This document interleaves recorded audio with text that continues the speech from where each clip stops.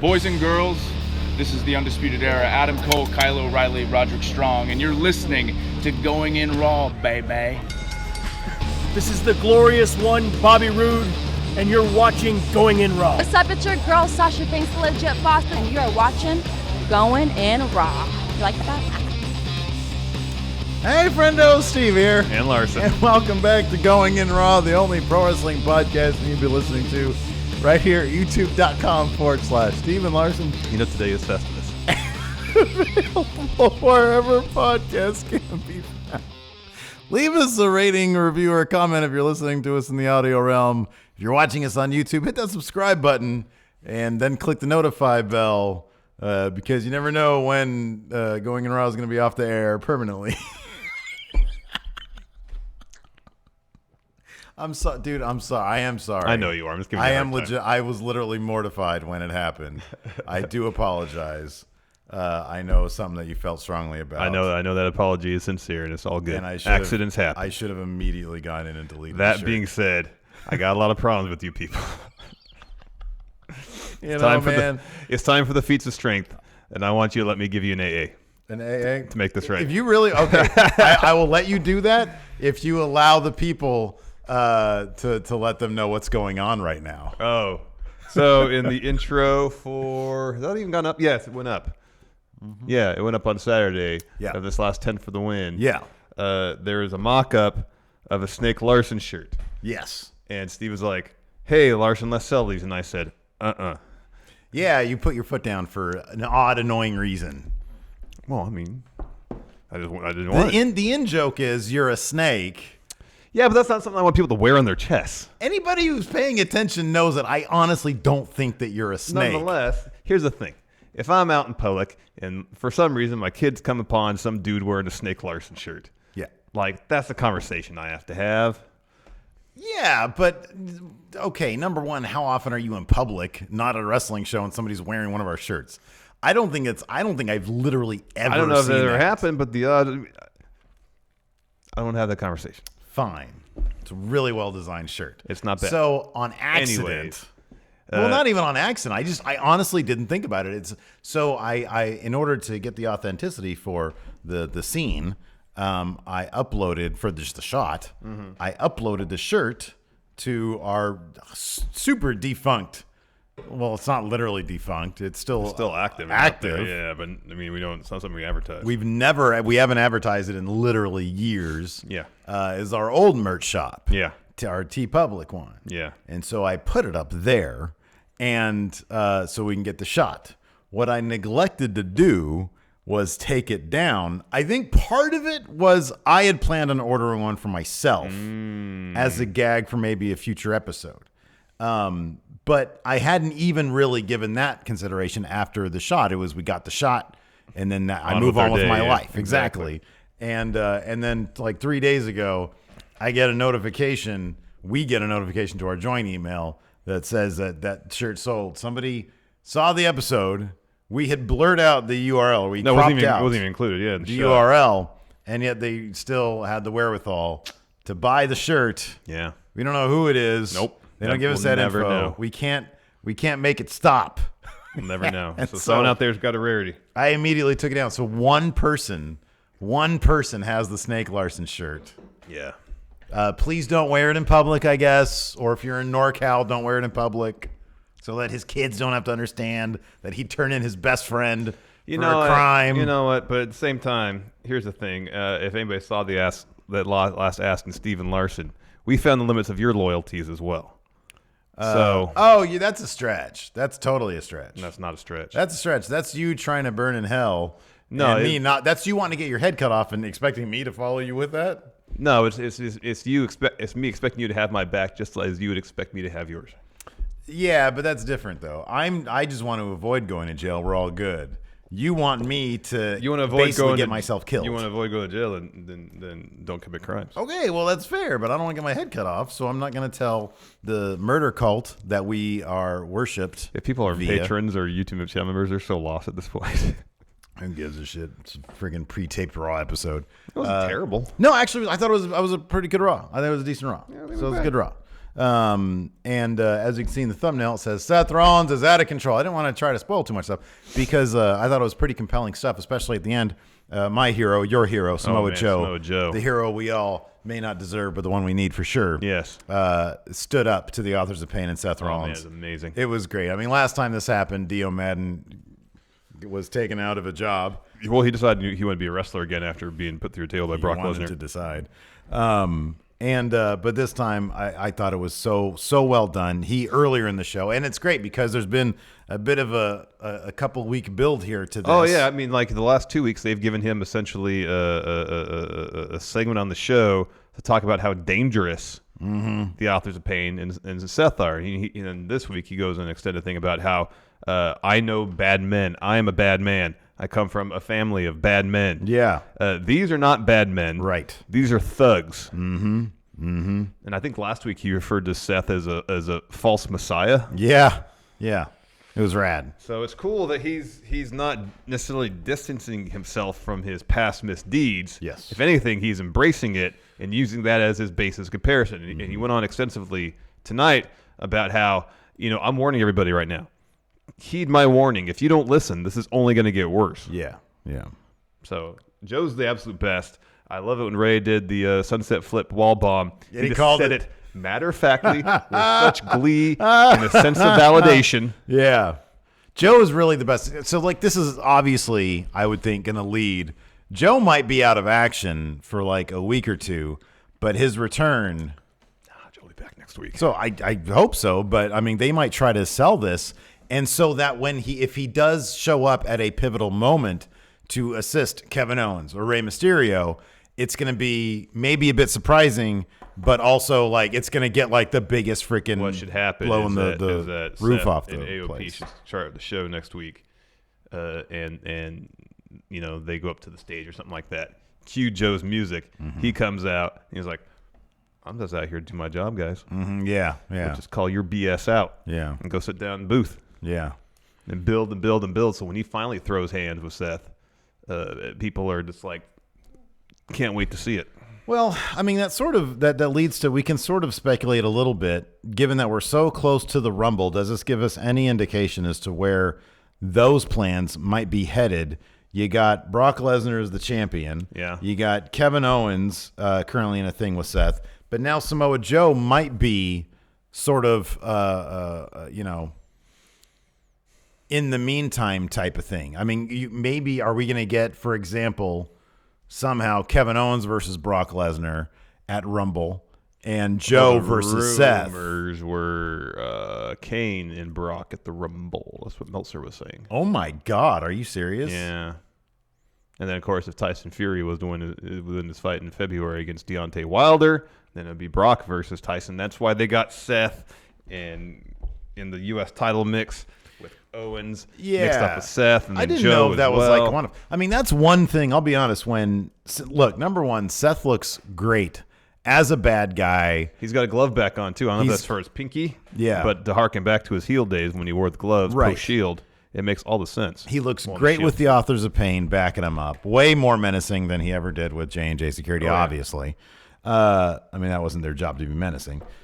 So he looks great as a heel. He's fantastic on the mic as a heel. His actions are great. When he said finish him to the author, that was awesome stuff. That was 80s movie villain stuff, and it was great. But the only thing I was thinking was, the only thing that's missing from this shot right here at the beginning when Seth comes out with Authors of Pain is a championship title. Yeah. Is the championship title. Is some physical thing that validates everything he's been saying. This feud really should be over the WWE Championship. And then you throw Ray and his U.S. title in there as Seth's way to try to reclaim, Seth 2 belts from days past, because that happened. Feud with Cena, Yeah. So, in my opinion, that is missing. That's the missing component here. So I don't know, maybe, as the fan I am of this current scene right now, because I really like the Seth Kevin Owens thing. I would love for it eventually at some point. How great would it be? Seth has beat Brock twice. Yeah. Now heel Seth. It'd be awesome if he beat Brock for that title, and then had Kevin Owens and him feud over it. So I don't know. I'm wondering what their plans are, if they have any. Yeah, that's a good question. Before we get to the full breakdown, I want to do some of these super chats here. Yes, of course. We got a new channel member, Chase Bowder. Welcome. Welcome. Dom L says, "You get my gift, homies." Did you check the P.O. box? I checked it whenever we opened the last batch of stuff. I haven't been. The post office right now is an absolute nightmare, so I will go there the day after Christmas. There you go. Jay Sean Lawrence says, "Happy holidays, friendos." Likewise, Jay Sean. Nick C, a gift from Saint Nick. His name's Nick. Get it? Get it? Because Merry Christmas, friendos. Merry Christmas to you, Nick. Juan Gotti 89, Feliz Navidad to all the friendos. Feliz Navidad. And then the Matt Star, Merry Christmas, fellas. How is Rusev going to celebrate being single again till next week? We saw a little bit of that on Raw. Live Tinder date sex show. What is this? Which way is the match, left or right? I think if you don't like them, you move past them, which means you're going to swipe to the left if you don't like them. And to the right, that means you do? That I don't know. Isn't to the right just backing up to where you were going? I don't know. I don't know, man. I'm not single. Nor am I. Okay, well. Haven't been for a very long time. And then Cal, we can't even ask. He's on Bumble. They're the sponsors of the Clippers. Oh, cool. Yeah, right that's on. the Clippers on their jerseys. Did you win a date with Kawhi Leonard? Or the other guy that's on the team? Who's he with? Paul George? Yes. Oh, okay, Paul George. Isn't I don't trust anybody who's had their ankle go all the way like that. Patrick Beverly on he a the Clipper? Clippers still? I don't know. I think so. Still? Wasn't he just with the Houston Rockets last year? That was a couple years ago. Was it? Yeah. Oh, my goodness. Oh, my God. I believe. I Oh, don't really man. follow Apparently the NBA that Rockets are close anymore. trashing the Kings right now. It's not a surprise, man. Yeesh. Anyways, let's hop right into this, though. Sure. Kevin Owens comes out, drops a promo, and he is nearly instantly interrupted by one Mojo Rawley, who's wearing a costume that looks like it could belong on like a My Career guy. Yeah. Before you're allowed to choose your own gear. Yeah, but that's true. But then it had either cracks, force lightning, or something of that ilk on the front, because it looked like normal, as you said, generic creative character gear. But then he had that broken mirror thing going for a while, which he's not doing for his face paint or he's not on TV anymore. His promos. So he can't do it, but he's still got the crack stuff for force lightning on his chest. Maybe he's just trying to tie in with Star Wars. That's a huge thing. People are talking about that. Yeah, is one of the biggest missed opportunities in WWE over the past 5 years not rolling with Mojo is simply a guy who loves 69ing. Yeah, there's a lot of. I would think. His gimmick should have been live sex show every week. It really should have been. Like, he should have been, like, a more respectful Val Venus. Mm-hmm. It's instead of being a porno guy, because these days it's all about the amateur action. Have him be, like, a live sex tape guy. He just likes going down and having fun. Yeah. He could be, like, the Tinder date guy. It doesn't have to be a vocational thing. Yeah. Check out me and my girl on my Tinder date. He doesn't have to be amateur pornographer. He can just be a guy who likes to go out and have a good time. Yeah, but very sexual as well. Yeah. Like, 69 on his thing. That's fine. And then on the back, there's like two like vacant figures, but they're in the 69 position. They got the gray. Yeah, that's good. That's good. He was okay. I'll say that he's really good on the mic. He is good. He's always been good on the mic. He's always been okay, but man, he's been practicing in the cracked mirror apparently. Yeah, man. So he comes out and he says, "I want an explanation why you, Kevin Owens, attacked me with steel pipe. So give it to me." And Owens is like, "Well, I wasn't going to say anything about that anyways, because why would I? I don't care." And Mojo says, "Kevin Owens, you need a reality check." That was a good piper right there. And then I guess I don't know if it was scheduled in advance or if Owens said, "I want a no DQ match with you right now." I was getting my salad from the refrigerator to eat for dinner and a beer. So I missed that important story beat. Steve, can you fill in that story beat for me? No, because I just heard it when Mojo said we're going to have a no DQ match, and Kevin Owens said, "Yeah, no, I know, I just said that." Yeah, so I assume Kevin Owens said that first. I'm assuming that too, because I was half paying attention. But I did pay attention when Mojo said something like, he's not going to have a Merry Christmas, and then all of a sudden you hear the crowd pop. Yeah, that was a weird cut. And yeah, like he had said something more, but they cut it out. Standards and practices, I guess. And Kevin Owens, or just like, over management, maybe they wanted to fit that Liv Morgan thing in, and it was too long. I don't know. Everybody says swipe right is to smash, swipe left, don't smash. So, all right, fair enough. unless, Lacey leaves me, which I guess is sometimes like a 50-50 proposition any day of the week. Or, God forbid, she dies, which, again, 50-50 proposition with the way she lives her life. I'm not going to know about that. All right. So we get Owens versus Mojo, no DQ. This was fun. This was a fun match. This was really fun. Kevin Owens is great. Yeah. So he starts tossing around Mojo ringside. He gets the table and some chairs from under the ring, puts it in ring. He starts to set up the table. Mojo grabs a chair, takes it to Kevin Owens, and then getting some heel heat, pushes that table out of the ring. Boo. Boo. One of the AIs in 2K20. The canned-in boos to start chirping in. Yeah. And then Mojo pancakes Kevin Owens on a chair that earns him a 2 count. Mojo sets up 4 chairs, so there's 2 on each side facing each other, upright. Goes for a superplex. Owens fights him off.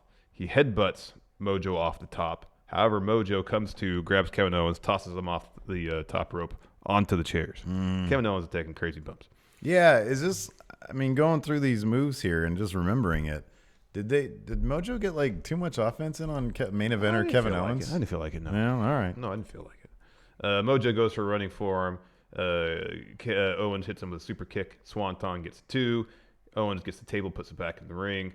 Mojo picks him up.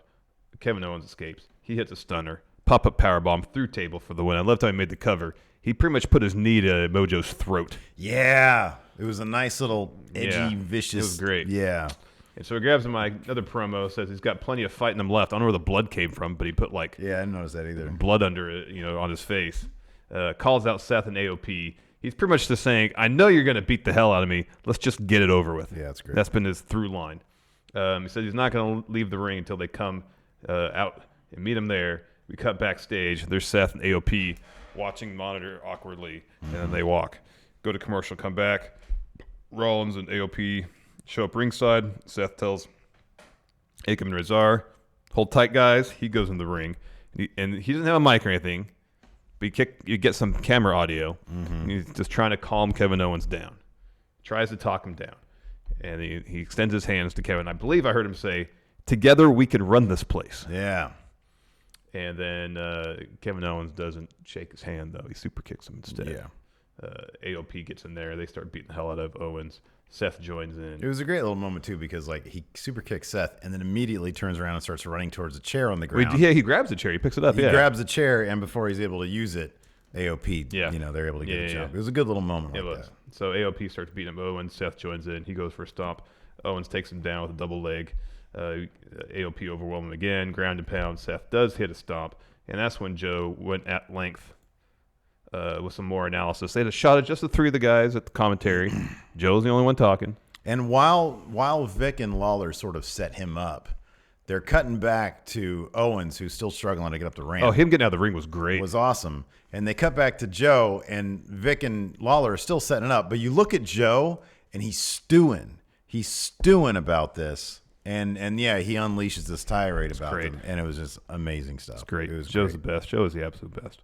Then contrast that with a shot of R-Truth in New York. So we have the zany adventures of the 24/7 title. Yeah. So he's in New York. He has what he says an invitation for the Dwayne "The Rock" Johnson Christmas tree lighting ceremony. It was the Rockefeller Center, yeah. He goes up to some guy, asks him for directions to where it is. The dude shows the invitation to camera.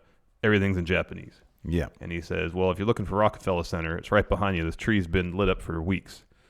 And then Akira Tozawa runs in, rolls up R-Truth for the win. He is new 24/7 champion, and that is awesome. Yeah, good stuff. Because Akira Tozawa is great. Yeah, he's terrific. This whole stuff with him and R-Truth is really good. After that, we had Bobby Lashley versus the returning Cedric Alexander. I say returning because he's returning to Raw, where he's been on main event for a while now.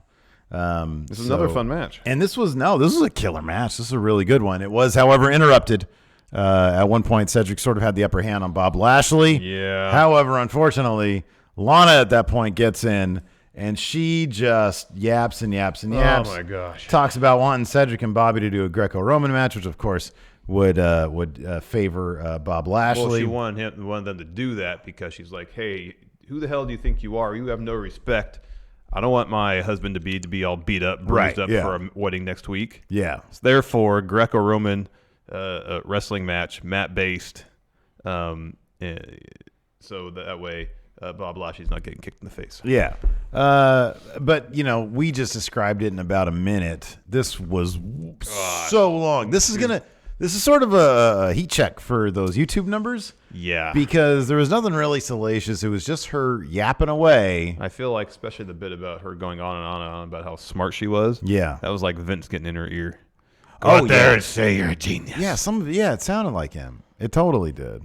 I'm so smart. I'm smarter than you. I'm smarter than you. Yeah, keep on saying you're smarter than him. You're smarter than him. You're smart. You're so smart. So we go to commercial to come back. Thankfully, it's not a Greco-Roman match. I could appreciate Greco-Roman wrestling. Weren't those done in the nude back Maybe in the day? Very, very, very In the early very early days? Perhaps. Yeah. Perhaps.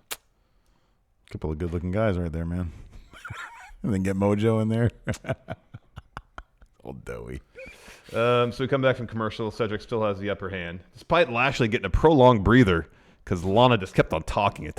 Yeah, he was like just chilling forever. Yeah, you could see him back in the background, kind of hanging out there while Lana was talking. So Cedric has the upper hand until Lashley catches his springboard flatliner, shoulder tackles Cedric. So Lashley gains control, but then he goes and poses on the second turnbuckle. He's flexing. And then Cedric drop kicks him off. And that was kind of a nasty fall. It looked like Lashley's foot got caught in one of the ropes as he fell down. That could have been bad. Yeah. But then Lashley's also really good at taking spills that look nasty, but I think he just controls them really well. Yeah, I think so. And so Cedric hits the springboard clothesline that sends Lashley out of the ring, follows a suicide dive, then a tope, back in the ring, a neuralizer, gets him a 2 count. Cedric leaps towards Lashley. Lashley catches him. Hits a Dominator, goes for a spear, but Cedric drop kicks him in the knee, follows with a corner drop kick. Because that one looked awkward too. Yeah. And then he goes for another springboard lariat. Lashley avoids that, hits the spine buster, and then the spear to get the W. I love how Cedric sells that too. Because he does a whole flip. It's great. Well, I mean, part of that too is Lashley does the full flip. He does too, the with thing, the spear, yeah. which is nice. It's almost kind of like a natural selection in that sense. Yeah. A little more torque on it. Next, Seth, interview backstage. He says he was out there to extend olive branch to Kevin Owens. Kevin Owens is the one who's causing beef. Well, I mean, technically he's right, but come on now. I mean, Kevin Owens has every right to start beef considering what's happened so far. More Tozawa in New York. R-Truth tries to sneak up behind him. Akira backs up in some dude trying to buy some food and it falls on the ground. Yeah, his hot dog falls to the ground. And Tozawa runs off. Couldn't tell if it was a hot dog, if it was some other kind of food truck. I don't know, man. It's New York. It's probably amazing. Yeah, that's whatever probably it is. awesome. Oof. We should go back to New York City. I'm down for that. Too good me for New York, brother.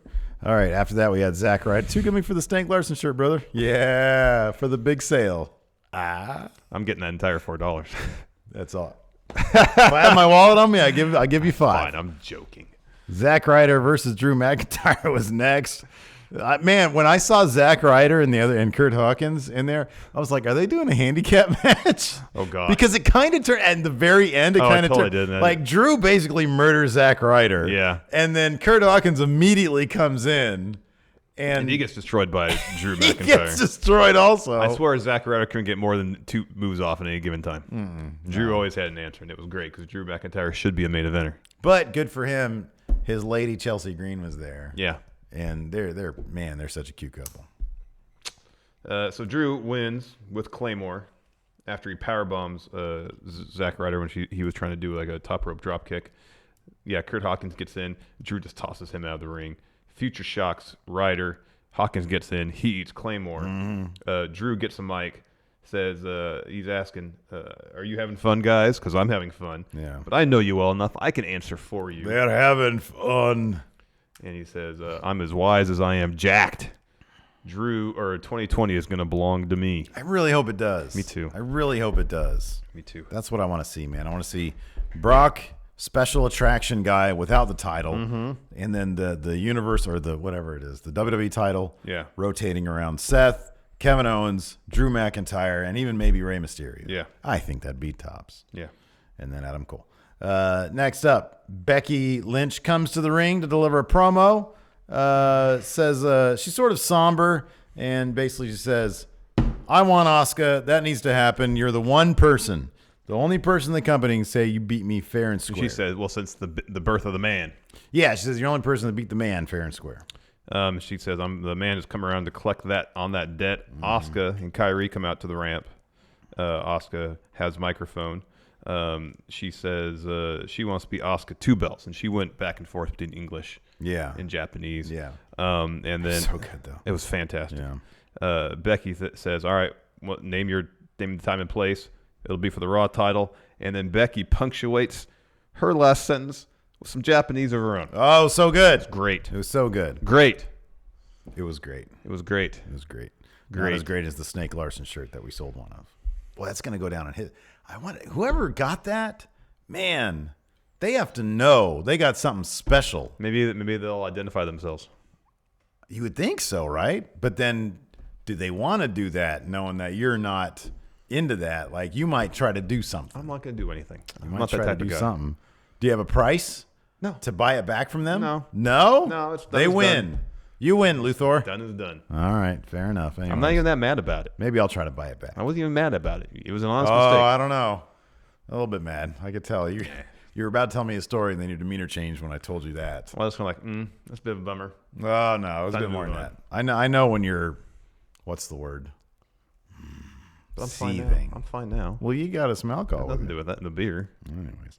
It's not a whole lot. Alistair Black versus, you have written down here, Jobber Iceberg. He had iceberg on his weight belt in the back of it. It's right. And the crowd was chanting iceberg. Oh, yeah, iceberg. It wasn't much of a match. This was fast. It was like a knee, black mass. Alistair wins. Yeah. But it wasn't as fast as Buddy Murphy, who then immediately came out before Alistair had even left. He shows up. Yeah. And then he, in less time, in 2 moves. Beat the clock challenge. Yeah, it was a beat the clock challenge. He beats, who's this person? I said Joassa. Joassa? Or Joassa. All right. He had a nasty V trigger. Oh, man, that was rough. That guy turned into it, too. Did you see that? Yeah. He saw me come and did this. Yeah. Follow with Murphy's Law. Got the win immediately. Alistair sort of turns around. He's like, "Oh, I don't like this." Like he just heard the Snake Larson shirt got sold. Yeah. Yes, that's exactly what. But then he's like, "All right, I'll be cool." Mm-hmm. He turns. He walks back to the ring. Water under the bridge, man. Extends the hand to Buddy Murphy. Buddy Murphy sort of says, shoulder checks him a bit. Turns around. Alistair Black masses him. And his mouthpiece went flying. Yeah, it was great. That was fantastic. That he doesn't wear a really mouthpiece. cool. That was spit. That was a huge chunk of spit. Yeah, he doesn't wear a mouthpiece. That's a good point. Yeah, I didn't notice a mouth. Man, that was a lot because it looked like a damn mouthpiece. Yeah, no. Holy crap. Yeah, Lawler said something about he's like, is Well, that his tooth? Yeah, he said it was his tooth. I was like, well, don't be stupid. But apparently I'm, there with Lawler, so what are you going to do? Well, he didn't say it was a tooth. Next, we got a Seth and Ray recap, followed by a Ray Mysterio interview. So it's the first time Ray and Seth have had a match. Ray says, yeah, I'm looking forward to it. Seth is one of the best and is U.S. champion. I want to face the best. But he says this match will have an asterisk because not only has to fight Seth, he also has to fight Authors of Pain. Mm-hmm. So I guess he's assuming at that point he was going to lose. Yeah. Because why else would it have an asterisk by it? That's a good point. Next, Tony Nese versus Ricochet. This match was actually fairly short. Yeah, it was. I left the room as soon as it started because I was like, oh, man, I'm going to come back. I'm only been gone a minute because I want to get some food. And then I came back and it was pretty much done. Yeah, it's pretty much done. So Ricochet goes with the top rope.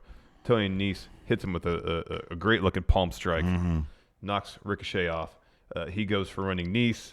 Ricochet gets up, hits him with a super kick, followed with a ripcord recoil. Yeah. For the win. I love the recoil. We're back to the streets in New York City. Akira Tozawa is running. He comes across like a Christmas tree lot, hides behind a couple Christmas trees. R-Truth enters the scene. He's talking to the referee, searching through the Christmas trees a little bit. When R-Truth has his back turned, Akira Tozawa tries to sneak away. As he's leaving the Christmas tree lot, R-Truth sees him, gives chase. And then we get Charlotte versus Chelsea Green. Debuting on Raw, Chelsea Green Yes. from NXT, although she's only really been seen on the Florida Loop, I believe. Yeah, I mean, she was in the crowd on that first episode of She USA. did have one match at Full Sail, and she broke her wrist during it. Yeah, they didn't air that one though. Yeah. But man, talk about somebody with that magnetic charisma. I mean, we were fortunate enough to be Oh, at the first Starcast when she was doing her meet and greet, her autograph signing. She was at the table next to us. Yeah. And she is just full of charisma and personality. It's funny, man, when somebody walks into a room, because there was like a ton of wrestlers there, right? But she walked into the room and everybody knew it. Yep. In like a good way. Yeah. It's not like she farted.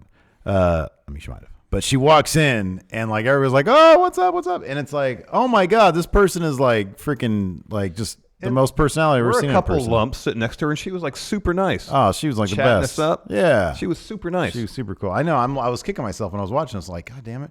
Why didn't I get a friggin' intro from her? I should have.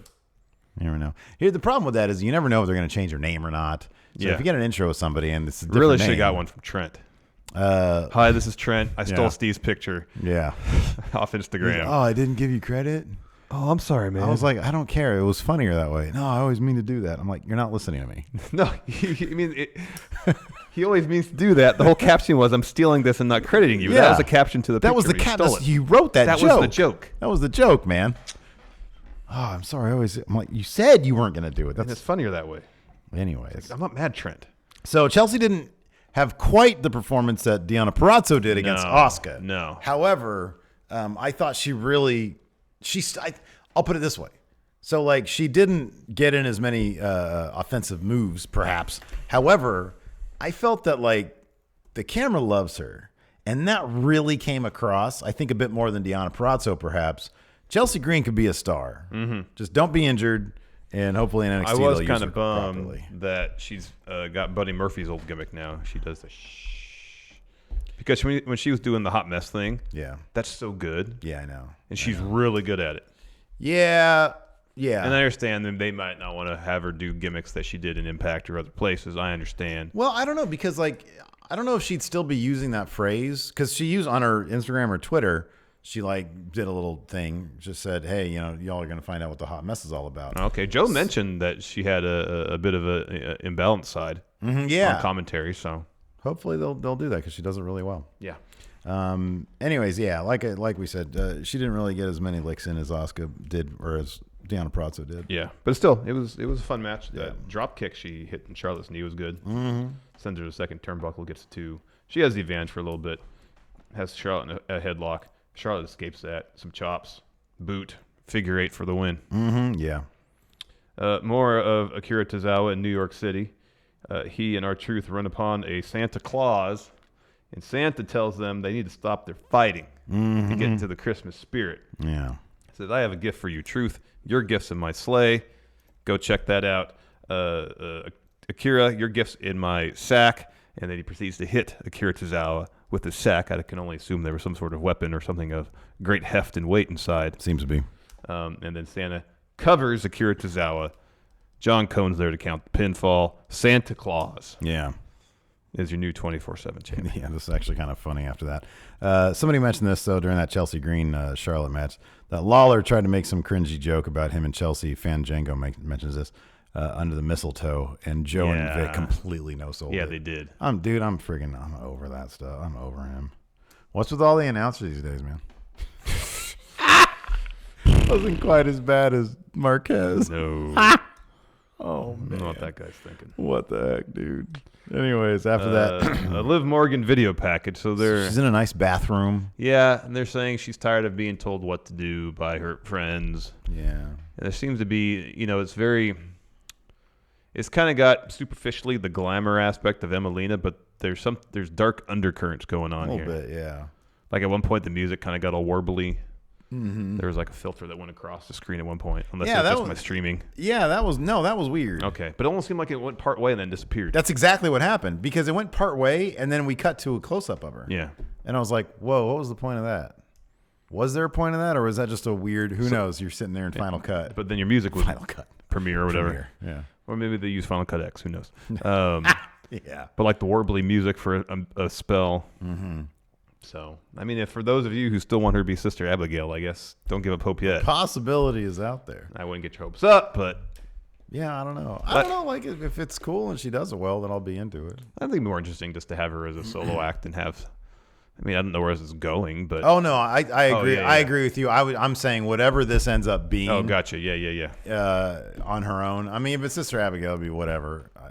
If they do it right, I'll be cool with it. But I would prefer just to be her own thing. She needs to step into her own skin, basically. Yeah. I think it'd be good. I mean, that's kind of what the gist of these vignettes seem to be. I think so. Yeah.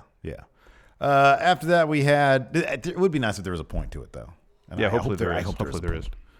Unlike the Erick Rowan, what's in the cage, which has absolutely no point. Yeah. This was a really long match. Randy Orton and the War Raiders versus the OC. It was very long. This is a really long match, but it was fun. It was a cool match. They were still selling Orton's knee from last week. Yeah. That was cool. Yeah. Joe's always good with the commentary. And that played a part in the finish too. Because Orton tags himself in. He sets up AJ for a draping DDT. Carl Anderson comes in. He eats an RKO, and then Gallows comes in. Orton tries to RKO him. His knee gives out. He turns around, eats a phenomenal forearm from AJ, allowing the OC to get the W. Yep. It was fine. It was long, though. And it seemed to be long all to build up to Orton's knee giving out. Yeah. No, but it was really long. It felt really long. I had like several conversations with my wife during this match, and I kept on turning to it, thinking that I could say, "Hey, I gotta watch Raw now." But then I kept on looking. I was like, "This goddamn match is still going," so I have to keep on talking to my wife for a while. Wow. All right, carry on. She doesn't watch the show. She makes a point of telling me she doesn't watch the show. Our show? Yeah, this show. Yeah, my wife doesn't watch it either. Yeah. I mean, I don't really expect her to. No, it's probably for the best. Yeah. Well, for me, for sure. Next, Santa, he's running around New York City. He's getting gassed. He's blown man. up. He is. Getting totally blown up. Like so me on a 2K. So maybe making a Seinfeld reference. He gets on a horse-drawn carriage. Hopefully someone has fed that horse some Beano, so it's not farting all over the place. And there happens to be another horse-drawn carriage next to it. So Tozawa and R-Truth get on that one, and these horses are moving it. They're barely sauntering. Yeah. Like a half mile per hour at best.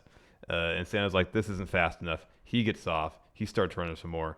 Tozawa and R-Truth get off. They start chasing after him. Then R-Truth calls the horse a reindeer, I believe. Yeah. Then we get another Rowan dropping a promo to his critter in the cage. Yeah, it's unsettling. It is unsettling. It's like, oh, you're so cute. I've missed you.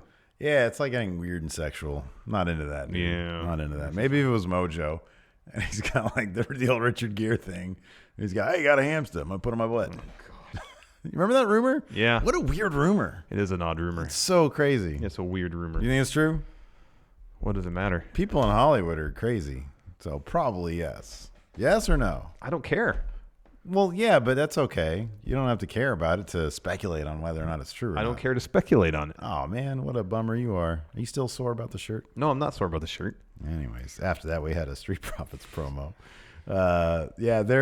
Montez is like, I haven't got an invite to the wedding Why next aren't they week. wrestling?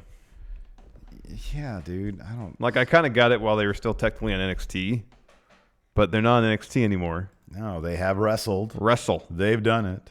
They're a good tag team. Mm-hmm. If they let them do their thing out in the ring, they're going to get over. Yeah. Instead, they keep doing this stuff where they're like hyping up stuff going on during the show. Yeah. I don't get it. It's terrible, dude. It's terrible. So, yeah, they have Montez saying, I got my invite at the wedding. Angelo doesn't care about the wedding. He wants to go to the bachelor party. He says he's got the Godfather's number. Yeah. And they start talking about what's inside Rowan's cage. And Angelo is like, it could be this, Komodo dragon, and something about breathing fire.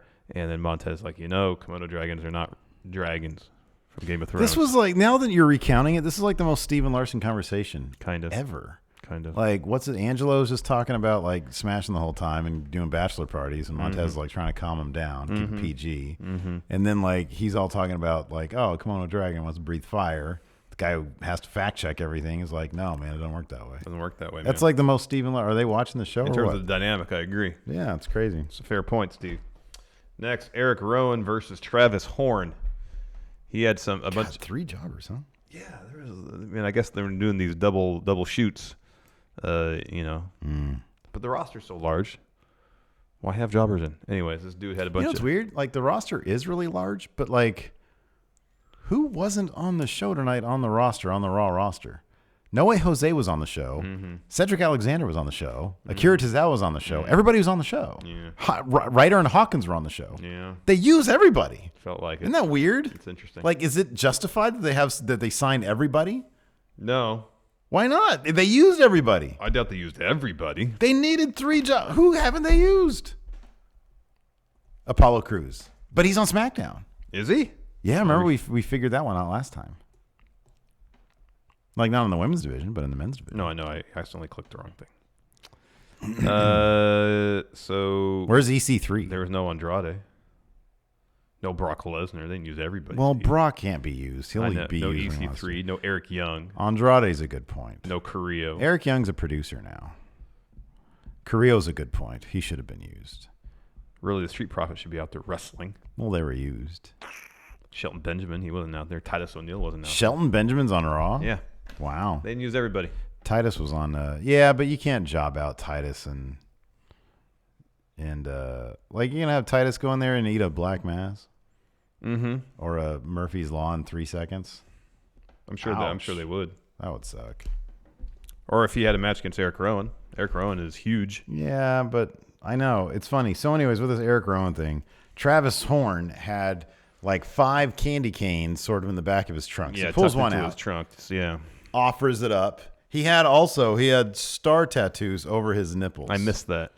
Really? Yeah, I did. That was like the first thing I saw. I always gravitate towards the nipples first. And so I saw stars around him, and instantly I was like, yowza. That is not appealing. I don't care if you're a man or woman. That's not appealing at all. Anyways, he offered up a candy cane. Yes, and Rowan to takes Rowan. it. He takes it, and then he's like, okay, hold on, big fella. Just chill out for a second. He goes outside of the ring, and he's like, I've got another one for whatever is in that thing. Well, he had like a handful of them. He had a bunch of them. Yeah, He had a bunch of them tucked into his trunks. Yeah. And so he goes over by Critter Cage and is about to drop some candy canes in there. Rowan's having none of it. Tosses Travis Horn into the LED board. Drops him face first on the apron. Puts him back in the ring. Fun splash. 2 iron claws. Eric Rowan gets the win. He grabs his cage, goes to the top of the ramp, and then he drops the candy cane inside the Critter Cage. Yeah. Yeah, he gets to do that. It's going to be so unnerving when we find out what's inside there.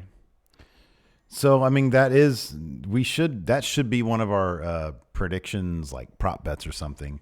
Will we find out what's in the cage in 2020? What's your early read on that one? It's going to be like his sheet mask from his Wyatt family days. Okay, so you don't think it's going to be a living thing? No.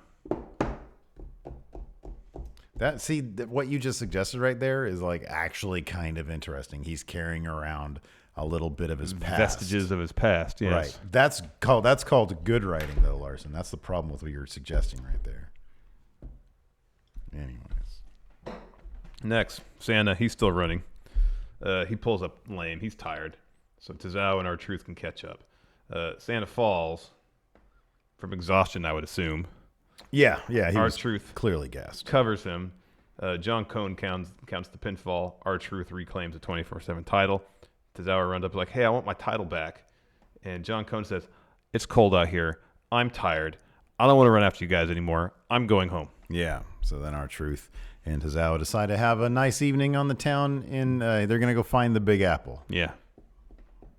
Of course, they're in the Big Apple. But actually, I don't know if it's still at the new Met Stadium, but the old Met Stadium at Shea Stadium, they actually did have a giant apple there. Oh. Anytime he would home run, this giant apple would pop up.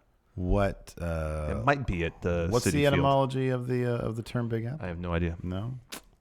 Always time to find out, man. What happened next, Larson? Next, we got Rusev versus No Way Jose. He dropped a promo. He's like, Bob Lashley, you can have her.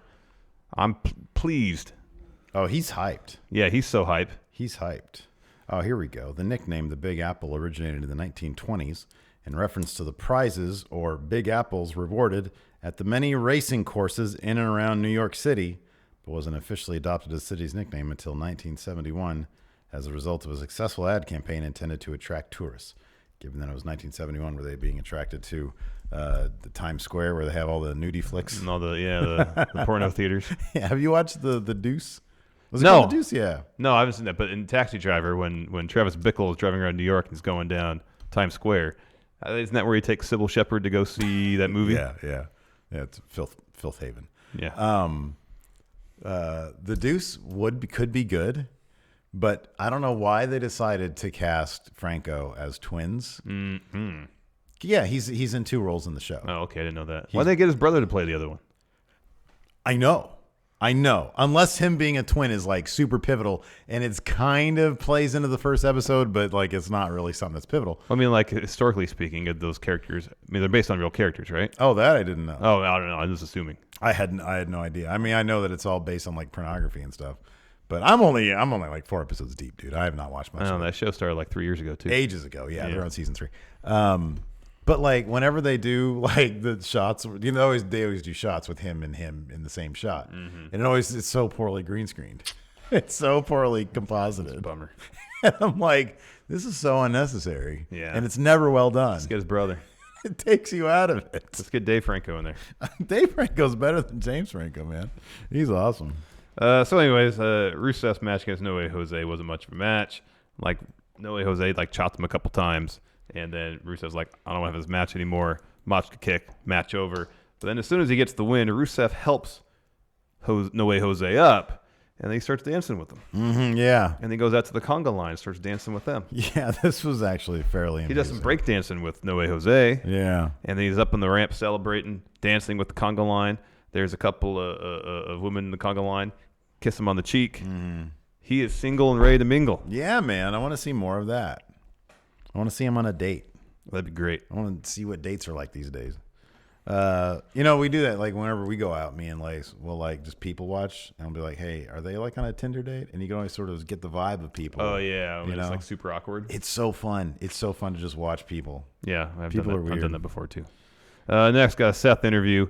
Says he's going to win and he's going to be U.S. champion. And then he and AOP are going to establish dominance. Like mid-card dominance because it's still the U.S. title. But it's the de facto top belt in the show because Brock's not there. Yeah, well. After that, we had the match, Rey Mysterio versus Seth Rollins for the first time ever. I know Seth has broken pinky, but it's cool to see him wearing the glove. I agree. A glove, single Yeah, glove. I totally agree. It's like Michael Jackson. This is a decent enough match. We Yeah, go it's to fun. commercial, we come back. Seth is starting to work over Ray's left shoulder. We got a sunset flip wall bomb. Sunset flip wall bomb, Yeah, man. as Joe said, with glee, with gusto. And Ray follows that up with a seated senton, tornado DDT, gets him a 2 count. Ray springboards off the rope. Seth catches him, puts him up power bomb position, buckle bomb, super kick, goes for the pin. Ray grabs bottom rope. So Seth is setting up for a stomp. Ray avoids that. He sends Seth into the ropes with Rana, hits a 619, goes up top for a frog splash, and I believe it's Razor slugs him off. Yeah. And then Akam tosses him into the barricade. Bell rings. Ray wins via DQ. Yep. And then Akam throws Ray into the LED board, and then drops Ray on the barricade. And then AOP drag Ray up the ramp towards the announce Crap, table. did I lose points? Because I have Seth and he had a DQ loss. You certainly did. GD. You had a good night otherwise. Yeah, I had all the jobber matches, didn't I? So King and Vic Joseph leave instantly. This is Joe. This was awesome. So he's staring at AOP, Yeah. and he's like, "I'm not going anywhere. Yeah. I'm not leaving. Yeah. I'm here to do my. I'm here to commentate. I'm going to commentate. my job. It's my job to be here." Yeah. And he says, "All right." He said, listen, I want you to hear me, okay? If I do get up, it's not to move. It's not to move, but if I get up, it's both your asses. And so he gets up and he steps right up to AOP. Yeah. Steps right up to him. Yeah. And Seth comes in there. He's like, "Okay, Back up. Hold on. trying to Diffuse play the situation. peacemaker." And Joe's like, "All right." Joe's trying to be professional. Yeah, Same of time, course. he's still Samoa Joe. Yeah, he's still saying. And as Seth is talking to him, he's taking off his jacket. Oh, here he has his jacket off. He's 'Cause starting to roll up like- his sleeves. Yeah, he's like, this is going to happen. And so Seth, he thinks he's mended fences well enough with Joe. Turns around, and that's when he goes to AOP. Just goes, "Finish him." Yeah. And so And hey, you know what? It's difficult often to heap positive praise on TV direction on Raw because sometimes it's not that great. But this was really well done. This is really well executed because they caught like the reverse angle where Seth comes back and says finish him, and not everybody might get that. Sometimes they miss angles, and that was an important bit of the story. It definitely was. And then they go back, and then boom, it happens. Yeah, it was really well done. And while they take out Joe, Seth goes and stomps Ray. Yeah, Joe tries to fight back a little bit, but he's eventually overwhelmed, and then AOP pick up Joe, dump him through the announce table. I just want to see Joe get his hands on AOP, so they're doing something right. I know. I agree. I thought it was a really good episode. It was actually really pretty fun, episode. Yeah, for sure. It's amazing how much Joe, maybe somewhat by himself, has developed so many potential storylines for himself and others. I know. Based on his work on commentary. I know. Because he's that damn good. That's what commentary is supposed to be. I know. I'm telling you, man. I want to see him come back as a fighter, but then go back over to commentary when he's not fighting. Yeah. That's what I want to see. Be. I'm going to hit up the Discord because I suppose I should for some questions. Let's see. Before we get to that, Chris Ramprasad wants to know what our holiday schedule is. So we're doing this now. Oh, yeah, okay. This will be our Tuesday video. Yes, correct. And then Christmas Day, it will be we will be announcing our who we think Going in Raw's Wrestler of the Year. Going in Raw Wrestler or something else. No. Going in Raw's Best Wrestler of 2019. No. The Going in Raw Wrestler of the Year is the Friendo Awards one. I understand, but Going in Raw's Wrestler of the Year. But I think some people that you got to be clearer than just an apostrophe S. The possessive Going in Raw. Well, there's also the. It's Going in Raw. It's Going in Raw's Best Wrestler of 2019. Best Wrestler of 2019. So that video is going up on Christmas Day. Day after Christmas, it will be a fast food review. Our latest fast food review. And then Friday we'll come in. We'll do this usual SmackDown thing. Correct. Saturday's 10 for the win. Correct. Sunday's Matt Chat. Yes. Monday will be the Friendo Award. This is assuming we get everything finished in time. Right. Next Monday will be the Friendo Award nomination special. Correct. And then we'll do the same thing for Raw next week because next Tuesday is New Year's Eve. Yeah. So that will be our Raw review. Essentially, be New Year's Eve video. New Year's Day is our predictions for 2020 video. Yes. And then Thursday we're back at it. Yep. We'll be back here for AEW, NXT, and then from there on it'll be normal programming. Correctamundo. Yeah. So we're getting some days off. A handful. Alex Foster, what wrestlers would make an interesting mall Santa? Bonus points for impersonations. I think Otis would make a great mall Santa. Oh, I agree with that.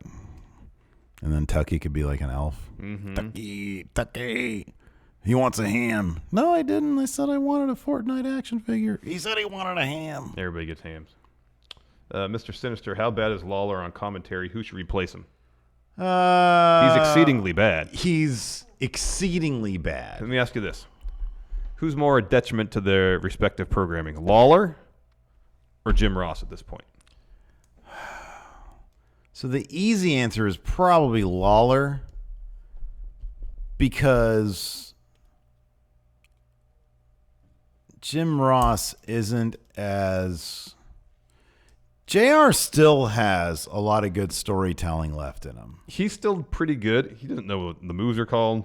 And here he doesn't know half people's names, but he's still good at getting to the emotional core of the story being told. I haven't noticed. Well, I know the name thing is still kind of an issue, although I haven't personally noticed it as much.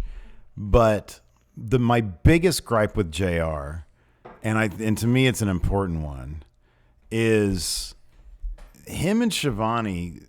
Him and then Shivani kind of takes his lead. It's like they're openly. I don't know what the word is. They're dismissive, almost contemptuous. Of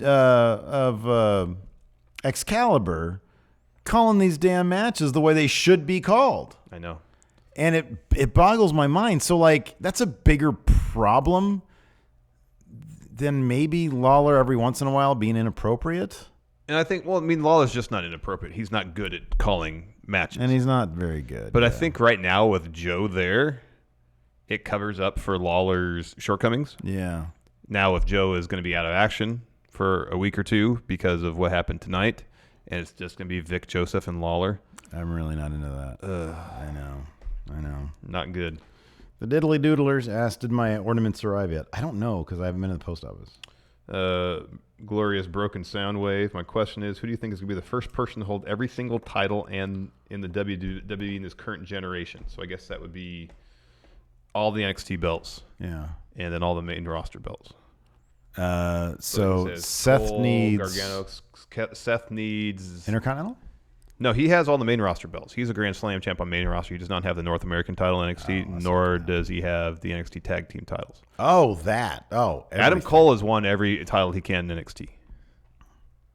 He did win the tag title. Yeah. That's right. Man.